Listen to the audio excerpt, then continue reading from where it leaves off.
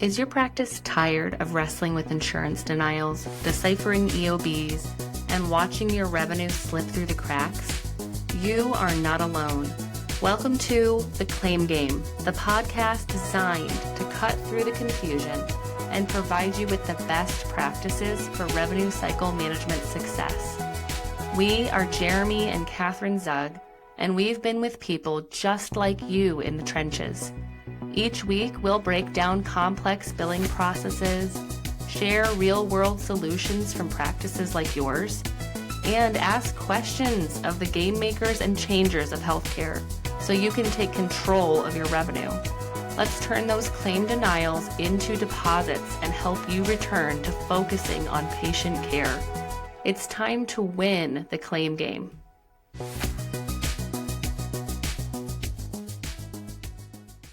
Hey everybody, welcome back to The Claim Game. I'm Jeremy Zug, your host today, and you'll notice that there's not somebody here with me. Kathryn and I welcomed our third child into the world, and so she is currently preoccupied for obvious reasons. So it'll just be me today. And this is the podcast that simplifies the complex landscape of revenue cycle management for busy private practice owners. As a reminder, in this season of The Claim Game, we're going through RCM or revenue cycle management best practices, one board territory at a time. Last time around the table, we finished up the patient registration territory by looking at the key metrics for tracking success. Remember, these are the key territories in the medical billing process, and managing each one is crucial for victory and for your bottom line. We'll be grabbing magnifying glasses to zoom in on each space within these domains, and we will show you the winning strategies to navigate the healthcare landscape with ease and with confidence. This is all part of a sound practice management strategy, ultimately letting you claim victory for your bottom line. Quick reminder, if you missed the initial setup of what the revenue cycle management domains are, we recommend going back to episode 1 for the complete overview. All right, today let's focus our attention on the current territory, which is Eligibility and Benefits Verification. Today we're going to be giving you an overview of this new territory, this new domain. So get ready to analyze its unique challenges and discover the optimal moves to conquer it. So let's get going. Over the last several episodes, we've been really doing a deep dive into patient registration, covering everything from intake to checkout. And today we're going to move on to our third territory on the revenue cycle management game board, if you will, which is eligibility and benefits. So we've talked about getting our player pieces on the board through credentialing. Getting you, the clinician, and your clinicians credentialed is really important. That's all about payer and provider contracting. Getting your clients or your patients on the board through patient registration was the next territory. So now that we have everybody in place where they should be, what's involved in eligibility and benefits? For anyone asking, what is eligibility and benefits in billing? This episode is for you, and we're going to cover why it is crucial before you do anything with a claim. The eligibility and benefits, or E&B territory, is the third step in the revenue cycle management process and a cornerstone of the front-end RCM process. And honestly, this has to happen before there's even mention of a claim. This is a scouting phase, if you will. This is where you do the eligibility check with insurance and verify that the patient's policy is active with an insurance plan that you are in network with. That's the eligibility part of eligibility and benefits. We're checking, is this policy even active? And is there a policy with a plan that I'm in network with? But just as important, we're verifying active insurance policy status and that you can actually see them with their plan. After that, we move to the benefits part of the eligibility and benefits part of this process, the patient benefit verification. And this is where we identify what portion of the bill might be paid by the patient and what portion is paid by the insurance company. This is where we get to the core of understanding patient insurance. What are the benefits given to this patient for the service that you will be providing? And just as importantly, where are they in their benefits cycle? Mastering this particular process, this territory, is all about preventing those costly, frustrating surprises for both you and the patient. This will ensure clear expectations from the very start. The importance of eligibility checks cannot be overstated, because if a patient's benefits aren't understood up front, either by you or the practice or the patient, it's a direct path to claim denials, delayed payments, and very unhappy patients and potentially unhappy clinicians. So yes, you have players on the board, you have clients in play, but can your player piece actually do business with your client? So let's find out through eligibility and benefits. So eligibility and benefits, we're going to walk through the workflow now. This is a complex territory, but again, the good news is that we believe with the right orientation, this is a repeatable process that you can execute every day, the exact same, and will lead to the results that you need. So let's talk about what the workflow looks like. I'm going to walk you through the general workflow from start to finish that a practice should follow for every single patient. You might be shocked to hear that we actually have a workflow for this. It's a 5-step process that repeats and cycles. And our hope is that this makes it easy to follow and not that it's just another list to memorize. So the first step is to organize your payer contacts. This means gathering and, just as importantly, maintaining an insurance contact list for the payers that you're going to call. This includes contact info and every plan that your network with them. The second is to complete the eligibility and benefit check. These are the core E&B check process steps. You verify the patient's eligibility and benefits, including any prior authorization needs or requirements, and those all two important cost-sharing responsibilities between your patient and the insurance company. Step 3 is to communicate to your client, and this is a non-negotiable step. None of it's negotiable, really, but this is really important. You must clearly explain to the patient their financial responsibility before the appointment. This is critical. This is key to avoiding any patient billing surprises. Step 4 is to update accumulations. This is an important step, actually, updating patient accumulations, because they might have a deductible for the service you provide, and your client and the practice should know where they are in meeting that deductible. If they've met the deductible, what is their copay or coinsurance responsibility? And if they've met their out-of-pocket maximum, they may not owe anything. So you have to know where the accumulations are. Step 5 is to repeat. This is not a one-and-done process. People's benefits change all the time. They have unexpected medical circumstances, and it's important to continually update benefits and benefit verification for accuracy and to maintain good patient satisfaction. So the eligibility and benefits check itself. Let's dive a little bit deeper into step 2, which is completing the eligibility and benefit check. If you're wondering how to check patient eligibility, this is the segment for you. What is the real goal of the check, and what's the key information you must absolutely gather? So I'll briefly touch on step 1 again, because organizing payer contacts will make step 2 go much easier. Having the cheat sheet is a lifesaver, and you can get that in the Hourglass Learning Hub found on the Practice Solutions website. So step 2, the primary goal of the eligibility and benefit check is to confirm that a patient is eligible for services with you, the specific provider. Or if they're going to be seeing a different provider, that provider is also in network. And to understand the benefits their plan offers for the services you're providing. This involves checking for things like their deductible, their copay, coinsurance, and out-of-pocket maximum. This is how you determine their financial responsibility. You have to confirm if the plan covers specific CPT codes for the services you provide. Verifying CPT code coverage is a step that a lot of practices miss, and it costs them in denials later. Having a standardized eligibility and benefit check template to organize this information really makes sure that you don't miss any of these details. And the last part is really important. It's not just, are they covered? It's, are they covered for this specific service with me and my practice? That's the level of detail that really wins this part of the game and helps the revenue cycle management process downstream. Step 3, prior authorization. Now, this is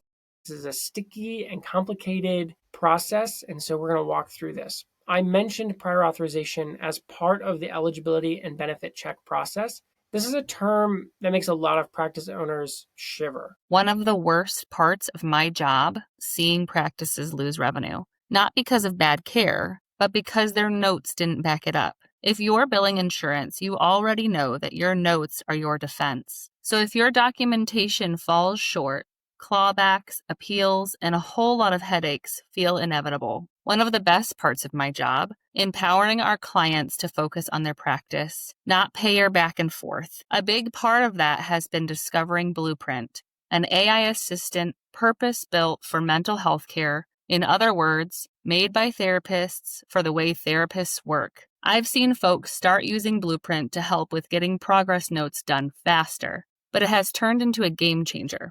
Blueprint drafts compliant treatment plans, visit notes, and flags any missing clinical notes, which means fewer denials, cleaner claims, and faster revenue capture. Check the notes for the link to give Blueprint a try for free. So what is a prior authorization and why is handling it correctly so critical? We get a lot of these questions about how to get prior authorization. So you can think of this as step 2B, essentially. It's an optional step, but quote unquote optional only in the sense that not every service requires it. A prior authorization is an approval from an insurance company in advance that a service is medically necessary. It's the medical necessity approval. Here's the punchline.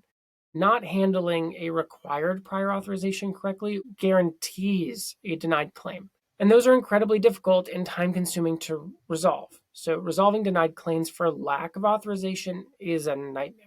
It's an arduous process, and we don't sugarcoat that. So the crucial step is making sure that before you conduct a service, you check the CPT code that you will be providing with your NPI and tax ID and place of service to make sure that a prior authorization is not required. If it is required, you have to add additional steps to make sure you get prior authorization for those processes. Getting that pre-approval is like getting a special key that unlocks payment at the end instead of getting a denied claim. Step 4, the patient conversation. So you've done the check, you know the accumulations, you know the copay and deductible information, you know the prior auth requirements. What about this conversation with your client, with your patient? How do you communicate benefits to a patient? How do we explain all this complex financial jargon clearly and effectively without overwhelming the client? And this is where the next step in the process are really closely linked, communicating to the clients and updating accumulations.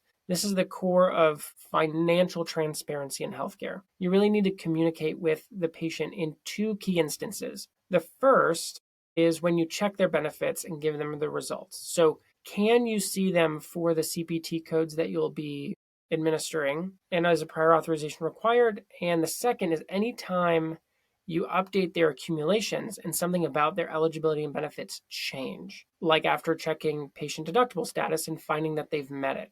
This is also the part of the process where every office you've ever walked into has a little sign that says, please let us know if anything has changed with your benefits. What the office is asking for there is, do we need to run another eligibility and benefit check so that we can see you and get paid for the service and know what you owe for the service? This communication is the key to preventing billing surprises and building patient trust in your billing process. You have to be transparent about your patient payment responsibility and what they can expect to pay. A benefit summary for patients, even a simple email, can be incredibly helpful. The goal is just to clearly and simply explain their estimated financial responsibility before the appointment. This transparency is a game changer. It shifts the dynamic from, why am I getting this bill, to thank you for letting me know what to expect. It's about being a partner in the care of your patient and not just a provider. All right, so moving on. I'm assuming that you'll need some tools to manage these steps, because building out these steps and making sure that they are repeatable every single time is complicated. And this territory isn't one you just want to navigate from memory for a couple reasons. One, your team sometimes turns over. 2, checking with managed care organizations is complex, and sometimes they change their processes. So let's do a quick overview of the tools for eligibility and verification and your eligibility and benefits workflow. An effective eligibility and benefits workflow really does require a suite of tools. So some practices look for an E&B process automation or RCM software for small practices to help. I'll mention the general tool types, and then I'll tell you a little bit about the tools that we've made to make this process much easier. So first, you'll need a contact list or database to organize all the payer-specific info. We call ours the Insurance Contact Reference List. Again, you can find that in the Hourglass Learning Hub. You can download it. We have a pre-made form that you can plug and play into your private practice, and you don't have to reinvent the wheel. Next, you'll need a template or form to guide the eligibility and benefit check, and a checklist to track things like prior authorizations. We have also made a tool for you found in the Hourglass. It's called the Eligibility and Benefit Check Template. We use it at Practice Solutions for all of the practices we work with. It standardizes what information gets communicated, and it really provides a very nice template for your team to follow. You'll also need a communication tool like some kind of email template for how to explain insurance benefits to patients. We also provide that email template for you in the Hourglass Learning Hub. Sending out a different email per eligibility and benefit check makes the communication feel a little choppy. And if you or your team have a canned email, you can accelerate the amount of communication you can do. And finally, you'll need a dashboard to measure the accuracy and efficiency of your eligibility and benefit process. So like an E&B KPI dashboard helps you identify and fix any bottlenecks or front-end billing errors that are costing you money. So now I want to walk you through a case study of a practice that we actually worked with and found an E&B issue before they worked with us, and then what happened afterward. So for this practice, we were working with a small group practice, and they had a new admin who was a little overwhelmed. And so we came in to relieve some of their time, and they were doing spot checks on benefits to try to maintain this process. So if a patient hadn't been seen in the last 6 months, they just assumed that coverage was the same for some patients, but not others. What happened was a major employer in their town switched plans at the top of the year, and they didn't recheck the benefits for their patients. And for 2 months, they saw dozens and dozens of patients who were now out of network. And this is a classic reason for claim denials, especially as we approach the top of the year. The practice was stuck with well over $20,000 in claims that were either denied or paid at a fraction of the cost, leading to delayed insurance payments. And then they had to have really uncomfortable conversations with their patients about why they suddenly owed hundreds or even thousands of dollars. And it was really hard to recover from that. And we helped standardize this process, and now they know how each patient is covered before they come in. And anytime there's a change, we know about it before the patient is seen so that we avoid en masse uncomfortable conversations. So this highlights why it's important to have a clear process that's run every time a patient comes in the door, and you really repeat that process every time to make sure that you have fewer claim denials and you improve your clean claim rate, as well as the reputational benefit of doing eligibility and benefit checks. I know that putting the responsibility on the practice for doing eligibility and benefit checks can seem like increasing cost. But at the end of the day, what you're really doing is you're reducing your costs by catching issues faster and ensuring that the downstream effect of your revenue cycle management process in your private practice is really clean. So today we covered the eligibility and benefit territory as a whole, and we briefly mentioned all the tools you need to complete the process within this territory. And if you think those would be helpful within your practice, check out the link in the show notes to the Hourglass. We've developed a whole implementation system for running our systems in your private practice, and we really think that benefits you, the practice owner. The next time on the Claim Game, we're really excited to be interviewing a guest game maker.